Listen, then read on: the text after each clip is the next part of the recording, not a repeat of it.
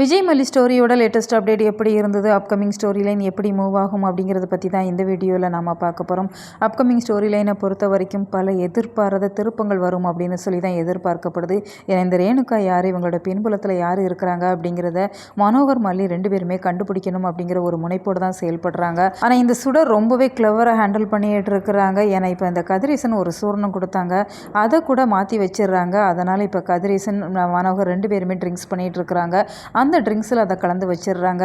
கதிரேசனுமே எதிர்த்தாலும் மனோகர் தான் இருக்கிறாங்க அப்படிங்கிற மாதிரி நினைக்கிறாங்க. இந்த சுடர்கிட்ட கதிரேசன் எல்லா விஷயங்களையுமே ஷேர் பண்ணிகிட்டு இருக்கிறாங்க. மனோகர் ஒன்று பார்க்குறப்ப என் பொண்ணு மாதிரியே இருக்குது, என் பொண்ணு எப்போ பிறந்தாலோ அப்போ இருந்து என்னோடய வாழ்க்கையில் ரொம்பவே ஏறுமுகம்தான் அப்படிங்கிற மாதிரி சொல்கிறாங்க.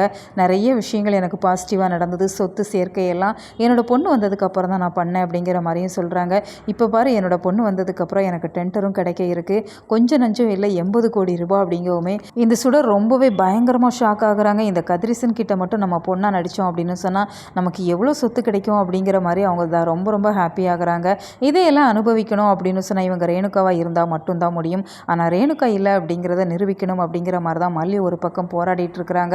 மல்லி என்ன மனநிலையில் இருக்கிறாங்க அப்படிங்கிறதே தெரியலை. ரேணுகாவை பற்றின விஷயங்களை வெளிக்கொண்டு வருவாங்க அப்படின்னு சொல்லி பார்த்தா தனியாக உட்காந்து அழுதுட்டுருக்குறாங்க. தன்னோட வாழ்க்கை பறி போயிருமோ அப்படிங்கிற மாதிரி நினைக்கிறாங்க. அவங்க தான் ரேணுகா இல்லை அப்படிங்கிறது அவங்களுக்கு சந்தேகமாக இருக்குது. அதை சீக்கிரமாக நிரூபிச்சுட்டு அவங்க வீட்டை விட்டு வெளியில் துரத்துனாங்க அப்படின்னு சொன்னால் மல்லியோட வாழ்க்கை எவ்வளவோ சேஃபாக தான் செய்யும். இதை ஏன் மல்லி செய்யலை, மல்லி ஏன் போல்டாக இல்லை அப்படிங்கிற மாதிரி தான் தொடர்ந்து ரசிகர்களுமே அவங்களோட கருத்துக்களையுமே தெரியப்படுத்திட்டு வராங்க. மல்லியோட பெரியம்மாவான அன்னபூர்ணியுமே ஸ்டோரிக்குள்ளே அடிக்கடி வந்தாங்க அப்படின்னு சொன்னால் நல்லா தான் இருக்கும். அவங்க வெளியில் போகிற மாதிரி காமிச்சிடுறாங்க. அப்பப்போ வந்து போயிட்டுருக்குறாங்க. தன்னோட பொண்ணோட வாழ்க்கையை நினச்சி அவங்க ஒரு பக்கம் ஃபீல் பண்ணிகிட்டு இருக்கிறாங்க. விஜய் நிச்சயமாக மல்லியோட மனநிலையை புரிஞ்சுக்கிட்டால் ரொம்ப ரொம்ப நல்லா தான் இருக்கும். இதைத்தான் ரசிகர்களுமே எதிர்பார்க்குறோம். உங்களோட கருத்துக்களை கமெண்ட் பாக்ஸில் தெரியப்படுத்துங்க.